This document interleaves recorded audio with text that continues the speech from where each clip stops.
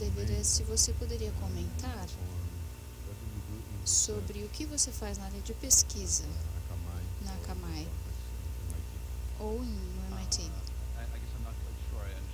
Eu não tenho certeza se eu entendi muito bem. Se existe algum tipo de pesquisa que nós estamos fazendo atualmente? Ok. Uma das pesquisas que nós realizamos na Akamai, ela ocorre em diversos níveis. Uma tem a ver com esse conceito de ser capaz de criar um ambiente que possa ser monitorado e compartilhado e permita que a Akamai pegue uma parte da infraestrutura e distribua o risco do custo por vários clientes. Nós gastamos muito esforço e dinheiro, do ponto de vista de pesquisa, para determinar como é que nós podemos fazer isso na área de tecnologia. Agora, mais na área teórica, a Akamai gasta muito tempo na área de processo de mapeamento. Qual é a capacidade de roteamento ótima? E como é que a gente ajusta isso nos mínimos detalhes? Porque aí nós pegamos uma questão teórica e aplicamos num lado comercial. Ou seja, quanto melhor nós pudermos criar algoritmos para fazer um cache eficiente, mais eficiente será a Akamai. Ou seja, gastamos bastante tempo na otimização de nossos algoritmos para equilíbrio de carga e mapeamento de load. We have time for one more question.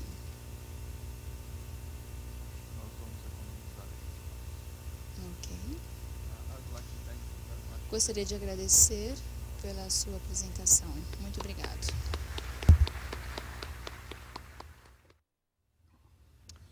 Bom dia. Eu ia dar essa palestra em português, mas como tem tempo limitado, eu falo muito mais fluente em inglês que português. Acho que eu vou dar em inglês. Parece que todo mundo entende inglês mais ou menos bem. E assim eu vou conseguir conservar o tempo. Então, eu gostaria de falar hoje um pouco sobre o estado de pesquisa e network nos Estados Unidos. Na verdade, é uma atualização sobre os tipos de rede Internet 2 e uns mais recentes desenvolvimentos e instalações baseadas em fibra ótica. O meu ponto de vista vem da Califórnia. Como foi mencionado, eu sou professor da Universidade Southern California e também sou presidente do Conselho da CENIC, que é uma cooperação para educação na Califórnia. Nós estamos na Califórnia desde 96, criando redes de ensino acadêmico na Califórnia. E também nos envolvemos na expansão desse conhecimento.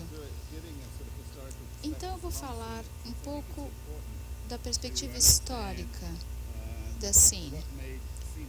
O que fez da CINIC tão relativamente bem sucedida, eu acho que tem muito a ver com a forma como ela é estruturada e organizada.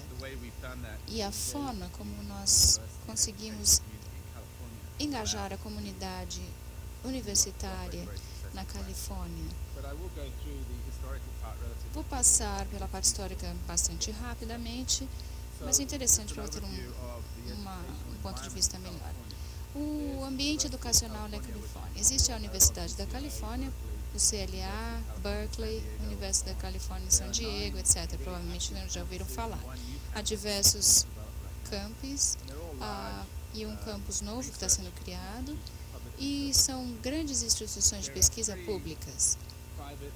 Há 3 universidades de pesquisa independentes, na verdade não são privadas porque são instituições sem fins lucrativos, que são Caltech, Stanford e a Universidade da Southern California. Há 23 campi na Universidade do Estado da Califórnia, principalmente lida com o nível de mestrado, não tem programas de PhD ou pesquisa. Você pode transferir em seguida para uma faculdade comunitária para uma outra universidade. Há uma série de outras, mais de 100 community colleges e outras instituições que não são de pesquisa, mas que também oferecem mestrado e graduação. E diversos outros laboratórios governamentais. Há também o nível de ensino primário e secundário, incluindo o primeiro e segundo ciclo, mais de 9.000 escolas públicas na Califórnia e também escolas privadas.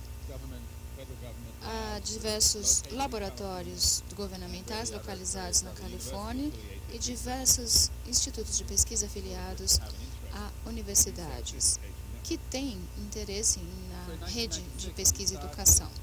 Em 96, quando nós iniciamos nosso trabalho, a única rede que existia era da CNET, que reunia as community colleges com o sistema universitário.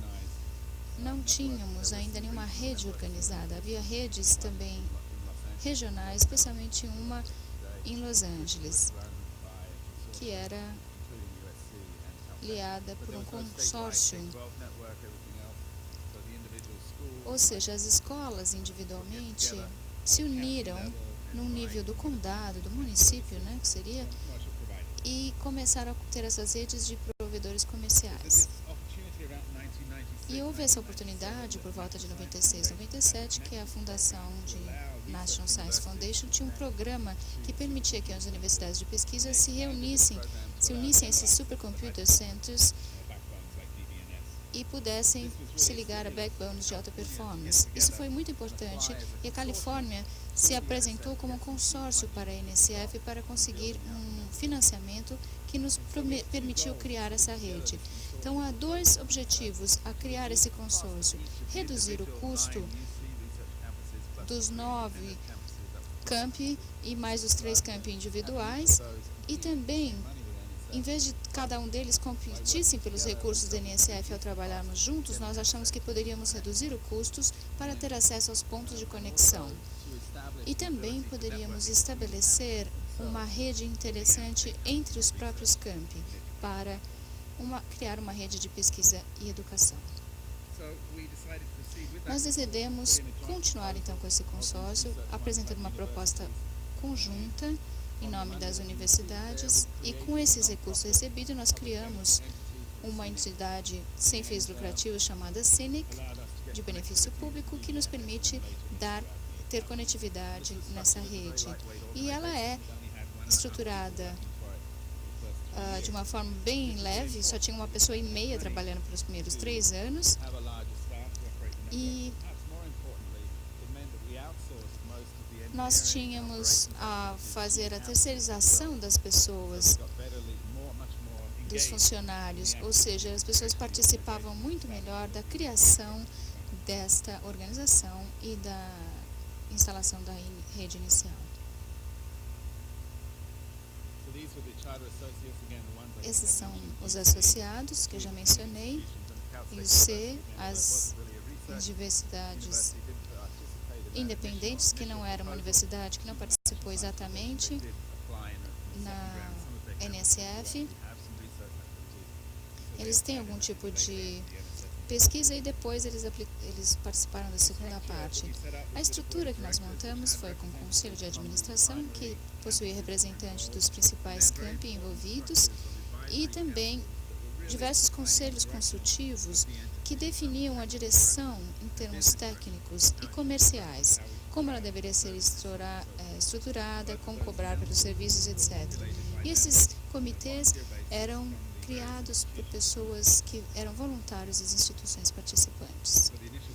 O Conselho de Administração Inicial estava estruturado da seguinte maneira: 3 universidades da Califórnia, 3 California State University, 3 universidades independentes, e nós tínhamos ainda lugar para mais 4 conselheiros de fora, pessoas que tinham uma grande visão e poderiam nos ajudar a melhorar e evoluir. Essa é a primeira versão da rede. No início, isso foi criado a partir dos recursos da NSF, e o principal objetivo era reunir os campi para termos acesso à BNS.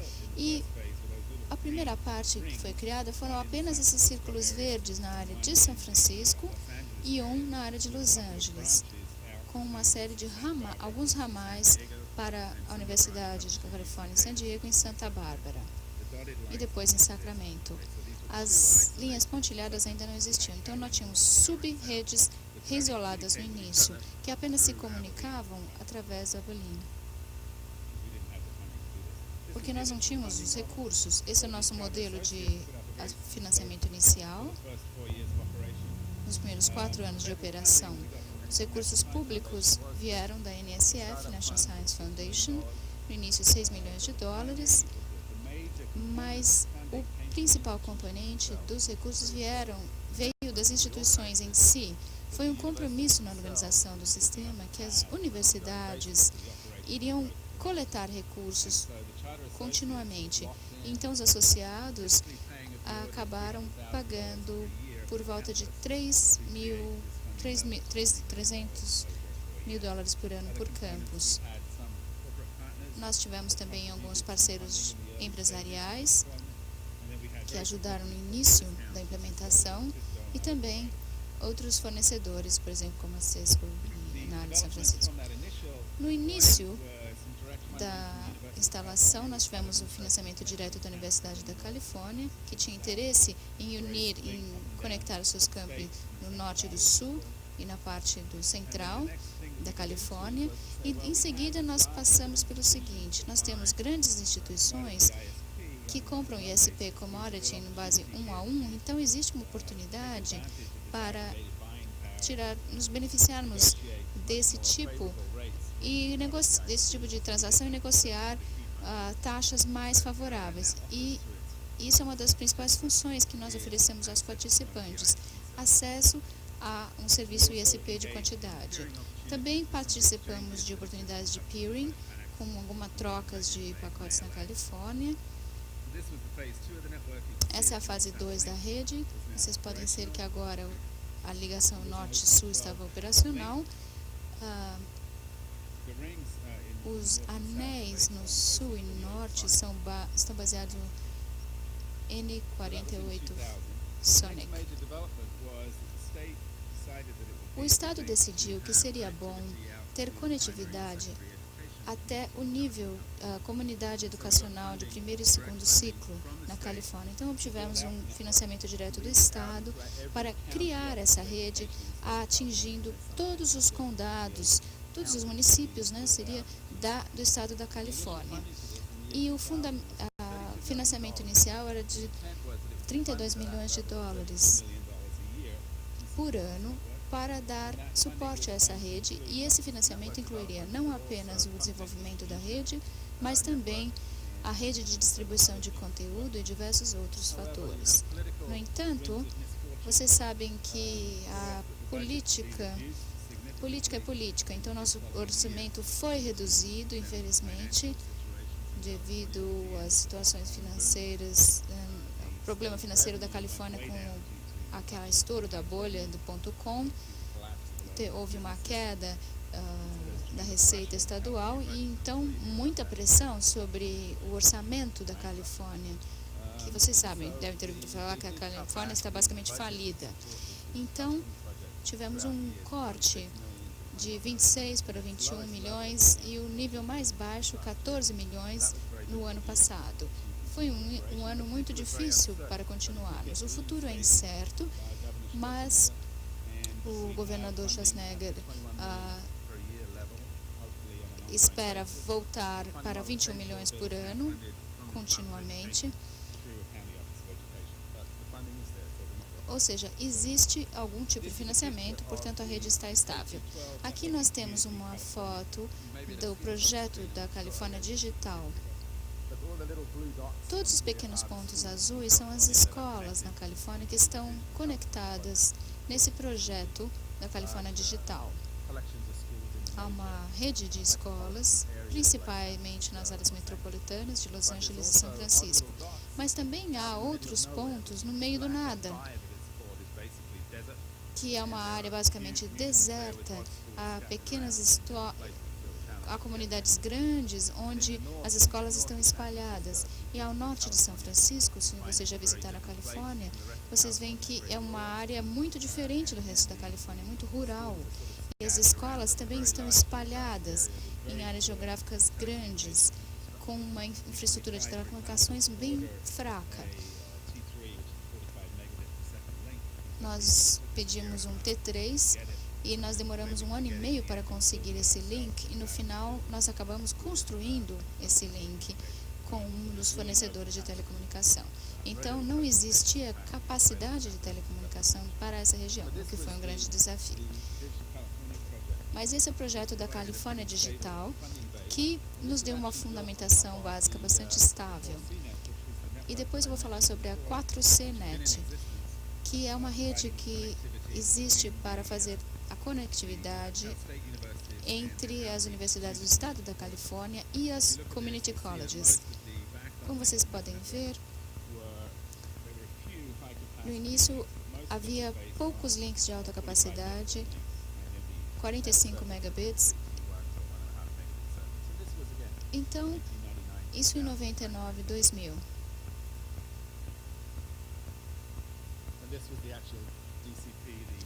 Essa rede DCP, a rede das escolas, que foi criada em cima daquela infraestrutura. Nós, por causa daquele financiamento, nós conseguimos fazer o backbundling de uma série de redes. A comunidade escolar teve acesso à commodity internet e, por isso, participando no projeto, eles tiveram acesso a serviços de commodity de internet, que nos ajudou a criar a agregação da demanda e criar também mais oportunidades para free peering gratuito.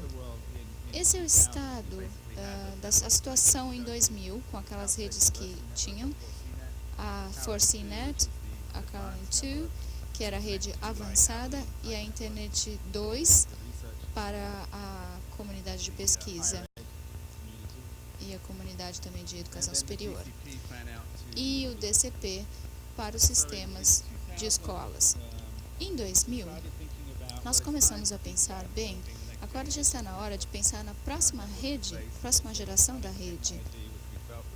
Nós achamos que essa tecnologia Sonnet era muito cara e era muito mais robusta do que nós precisamos, e acabamos gastando muito, custou bastante dinheiro.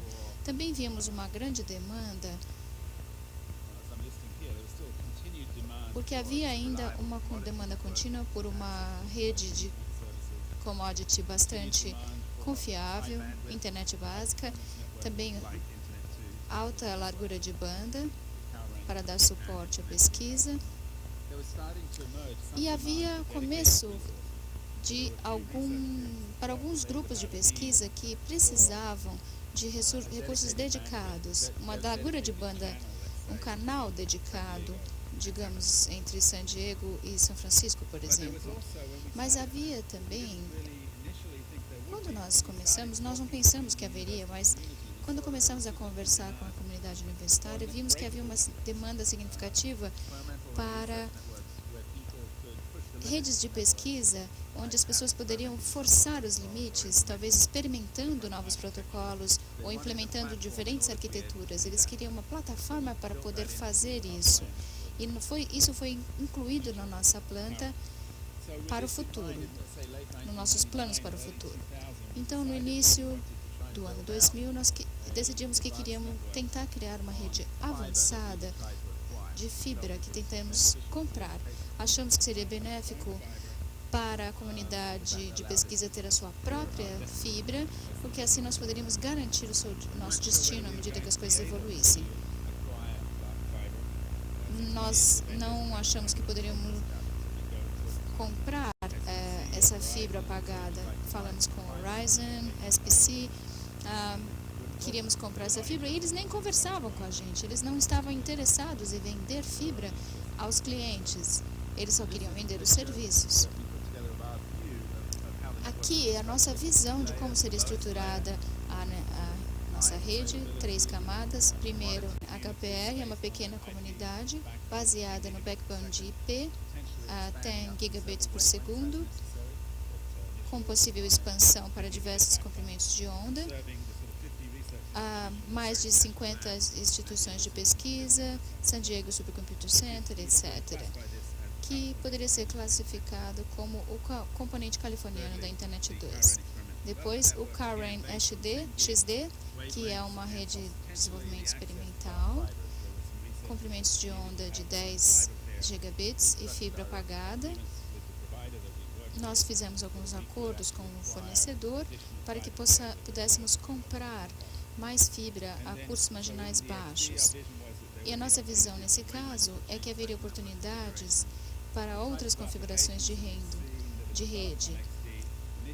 Inicialmente, nós criamos o TerraGrid, OptiLPuter, Pacific Wave, vocês podem ver no mapa daqui a pouco, e diversos outras aplicações que foram desenvolvidas mais recentemente.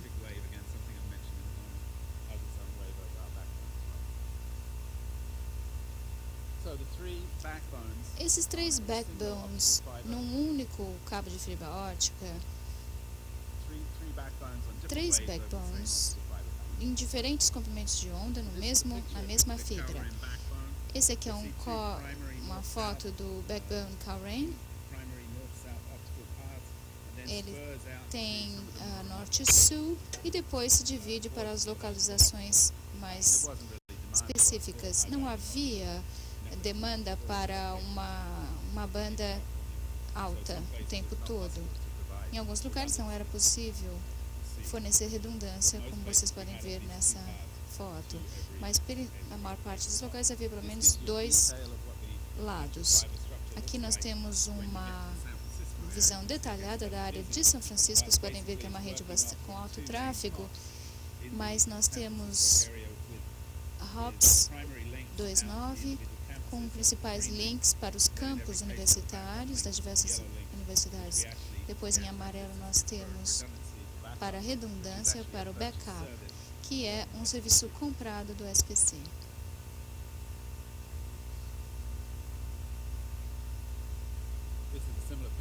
Esse é um desenho parecido para o sul da Califórnia, Southern California. Eles dão uma ideia de como é essa estrutura de hub e depois subdividida nos campos individuais. Essa onda da Digital California, Califórnia Digital, como é que isso se sobrepõe à estrutura de fibra ótica que nós tínhamos? Essa é uma das sub-redes que opera no nosso ambiente. E a parte em verde são os ramos, as ramificações da outra rede básica, dos hubs. Agora, esse desenho tem mais ou menos 1 ano de idade, das principais ondas que foram criadas e operadas com base na rede atual. Vocês podem ver a CAREN, eram 10 gigabits que eram dedicadas ao projeto TerraGrid. Algumas das ondas foram vendidas para hubs de suporte. E eu devo depois atualizar esse desenho. Aqui nós temos um desenho de como é a interface num hub.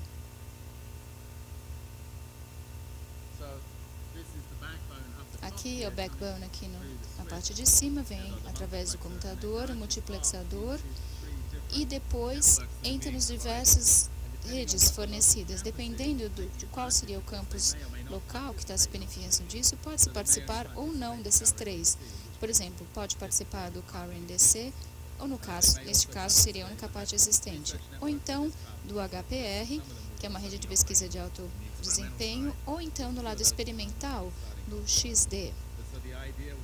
Então a ideia era fazer uma multiplicação de diferentes assuntos e depois nós fazemos a multiplicação para unir tudo e inventamos num loop que é uma estrutura não de fibra ligada ao campus. Aqui uma revisão histórica rápida do desenvolvimento do CAREN. Aqui, mencionando novamente a estrutura do board do CENIC, que é importante para a comunidade que está sendo servida. Ela se expandiu, esse conselho, agora tem mais 3 membros da Universidade da Califórnia, California State University, 3 das comunidades Community College e 3 membros das das universidades independentes. E agora, da área de diretores adicionais, nós só temos 2. Nós temos uma parceria que também eu descreverei daqui a pouco. Entrando agora para a evolução da National Lambda Rail, as pessoas talvez não acreditem que a Califórnia começou tudo isso, mas nós fizemos. Tivemos esse desenvolvimento de projeto na Califórnia, onde nós podemos comprar nossa fibra e criar essa rede que tem estado em operação desde 2003. E nas negociações com os provedores de fibra no nível 3, eles disseram, bom, nós podemos dar um footprint de fibra nacional por $15 milhões. Nós dissemos, bem, nós não temos esse dinheiro. E achamos que esse preço está muito alto devido à queda do mercado de telecomunicações. E começamos a falar que em outras instituições no país para criar uma coalizão e criar esse footprint de fibra ótica no mundo, no país todo.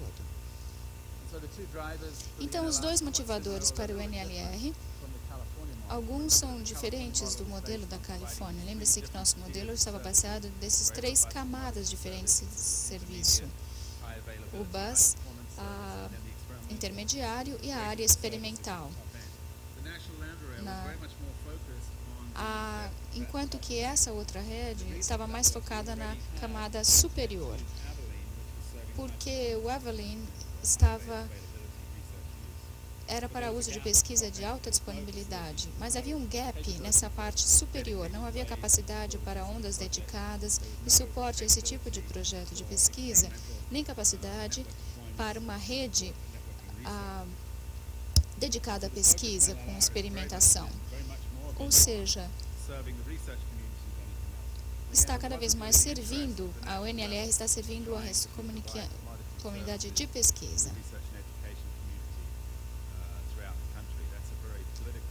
Existe também uma ideia de oferecer serviços de educação no país todo, mas o que é uma coisa que talvez não seja interessante, porque é um conflito político em competir com os provedores de ISP no país todo. Então, basicamente, a NLR atua na comunidade de pesquisa. Em seguida, criamos um footprint de fibra apagada nacional,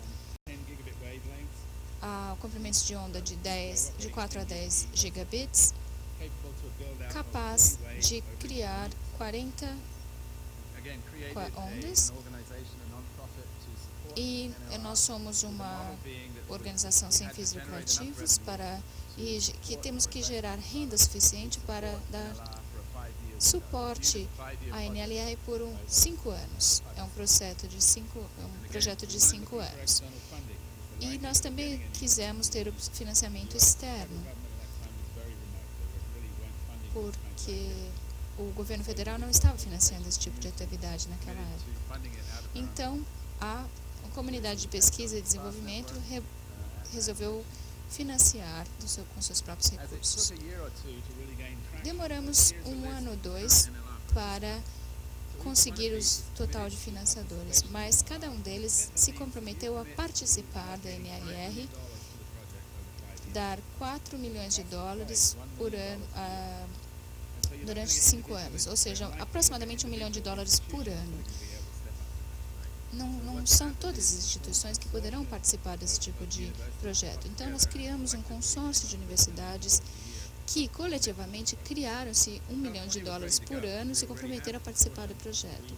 A Califórnia já tinha, porque nós fomos os primeiros, e dissemos que estávamos, então, investindo $5 milhões para dar suporte ao projeto. Aqui, eles estão listados na ordem que entraram no LLR. O Internet 2 também achou que era importante participar, porque precisavam participar do qual seria o futuro da nova geração das redes.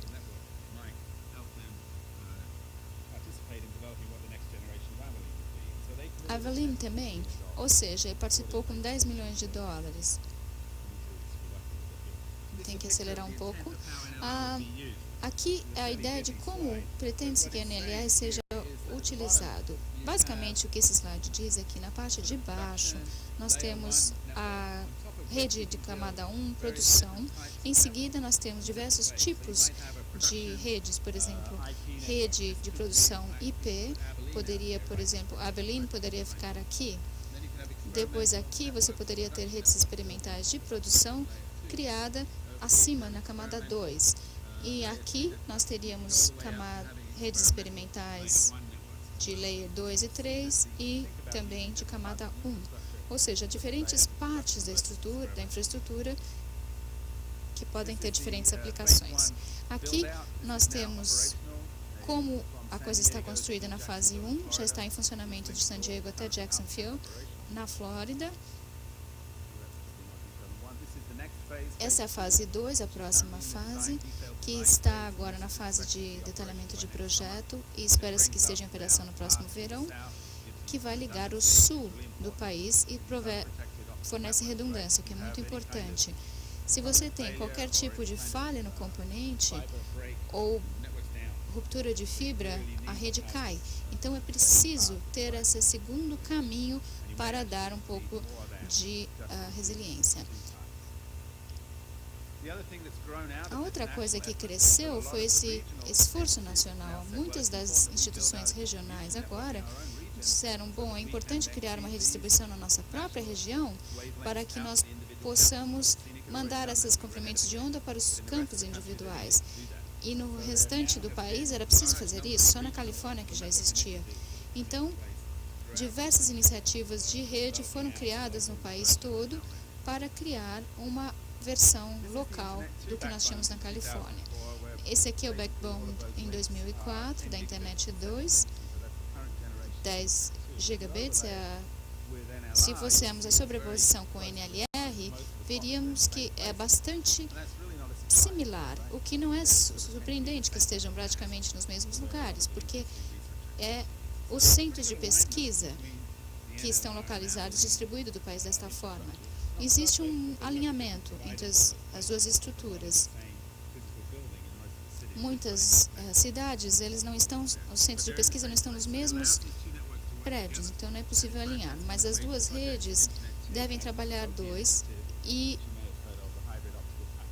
vocês devem ter ouvido falar do caminho óptico híbrido, em que nós temos então a rede Avalyn. Talvez, se o fluxo for muito alto, isso poderá ser passado para uma outra infraestrutura como a NLR. Então, no momento está sendo analisado e nos estágios ainda iniciais e provavelmente será implementado no ano que vem.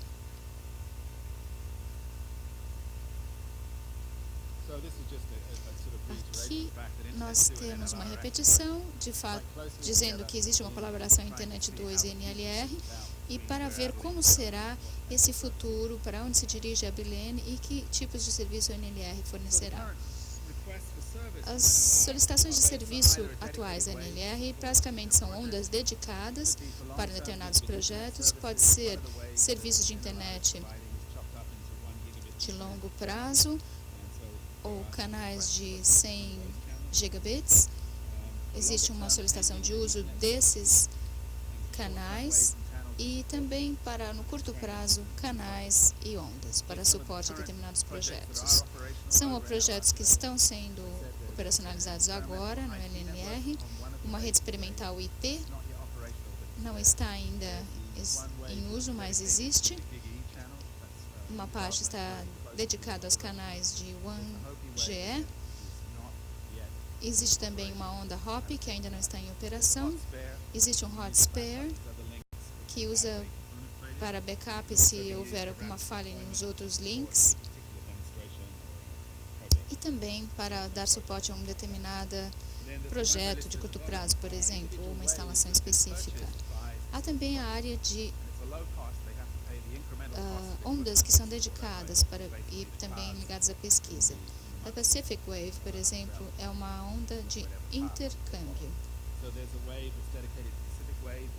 Essa Pacific Wave, então, é uma rede de distribuição dedicada na área do Pacífico e depois há áreas que criam outros projetos. Por exemplo, existe um centro de supercomputador de Chicago para Pittsburgh, um outro ligando San Diego à Universidade de Illinois, e há diversos outros projetos pendentes, que não vou anunciar agora. Nós teremos uma Supercomputing Conference em Pittsburgh na semana que vem, que falará dos diversos grupos de pesquisa que utilizam as ondas NLR para suas demonstrações. Nessa conferência, diversos usuários vão se beneficiar dessa comunidade, assim como a comunidade de física e também a área de televisão para compressão e não compressão. Aqui, como as ondas estão dispostas e como a NLR vai estar suportada pelo centro de supercomputador, essa conferência de supercomputadores. Ou seja, vocês podem ver que ela vem de diversas partes do país, San Diego, até chegar aqui, e desde a Flórida, etc., até Pittsburgh, e também de Chicago. Como eu mencionei, o NLR tem um foco muito grande na pesquisa e é criada por 2 conselhos. Um é o Conselho de Pesquisa sobre redes e a sua tarefa é buscar projetos de pesquisa interessantes que podem ser suportados pelo NR. Esse grupo ajuda a identificar os projetos que podem se beneficiar dessas capacidades. Existe um conselho de pesquisa científica que trata das informações e administra a capacidade da rede para dar suporte à ciência. Há um pouquinho a dizer sobre as redes de RE internacionais. Esse é um esquemático das interconexões internacionais a partir dos Estados Unidos. O que eu estou tentando mostrar aqui é que há alguns pontos de troca chaves que são as âncoras para essa conectividade internacional. Os mais interessantes, pelo menos para mim, são os aqui na costa oeste. Existe um em Los Angeles e um em Seattle. Nós criamos uma parceria entre eles para operar como uma Single Distributed Exchange. E nós criamos uma conexão entre esses dois centros, e isso é operado como uma rede de distribuição única. Aqui, vocês podem ver uma ligação transparente das outras redes. Isso já está em operação e nós estamos começando a fazer algumas dessas conexões nesse momento. Estão pensando em estender até Chicago para criar esse peering internacional de uma forma transparente.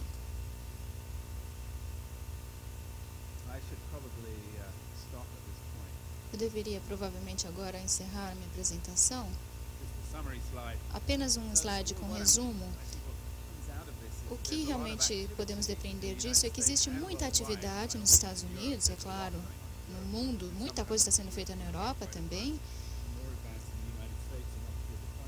Há grandes avanços nos Estados Unidos na área de emprego da fibra ótica.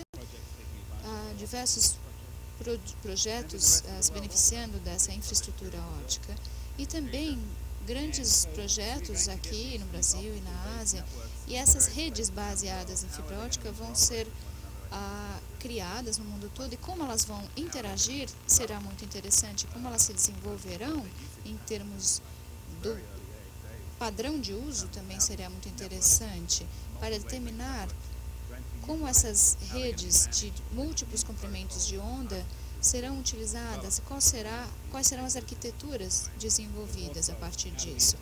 E também como nós podemos fazer a interligação internacional dessas redes. É preciso desenvolver a forma correta de fazer isso. E eu acho que esses pontos de troca críticos que eu mostrei no mapa anterior buscam nas pontos de troca, de intercâmbio nas diversas camadas, 1, 2 e 3, para beneficiar projetos experimentais de pesquisa no mundo todo. Aqui eu gostaria de prestar meu reconhecimento, meus agradecimentos a pessoas que ajudaram a me criar essa apresentação e também as diversas organizações que são mencionadas, endereços para acesso aos sites específicos.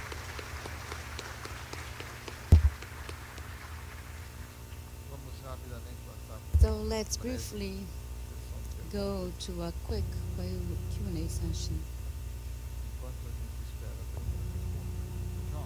John, What are you doing to o que você está fazendo find out para buscar conteúdo? Conteúdo para preencher todos esses tipos de conexões.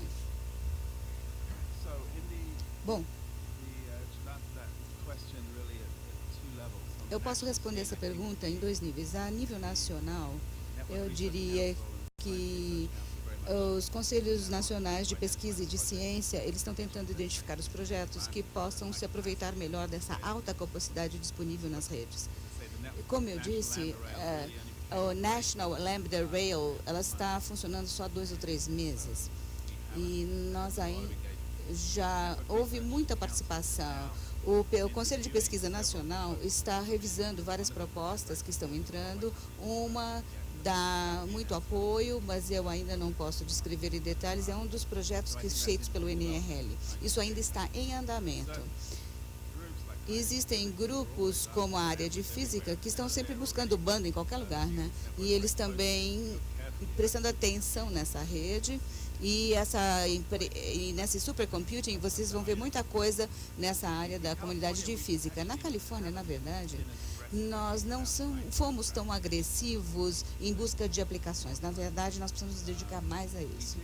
Na verdade, como eu disse no início da rede californiana para as escolas primárias e secundárias, nós estávamos tentando buscar recursos para o SENEC, para que ele fizesse esse trabalho, para trabalhar com as escolas de educação primária e secundária. Mas isso nunca acabou acontecendo, então nós deixamos esse projeto de lado.